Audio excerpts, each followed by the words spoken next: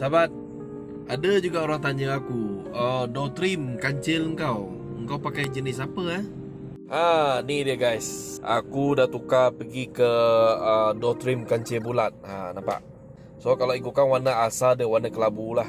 So sekarang ni aku dah spray dah matte black. Nampak? So benda ni tapak dia memang plug and play. Tapi saya suggest lah, sebelum korang nak pasang dia, pastikan tukar dia punya ni lah, klip-klip yang dekat door trim tu. Tukar ke yang baru lah, tukar ke jenis yang macam ni. So kalau nak katakan bucu dia ngam ke tidak, korang boleh nilai sendirilah. Memang cantik, memang fit lah. So ni ialah bahagian driving lah, bahagian kanan. So memang fit.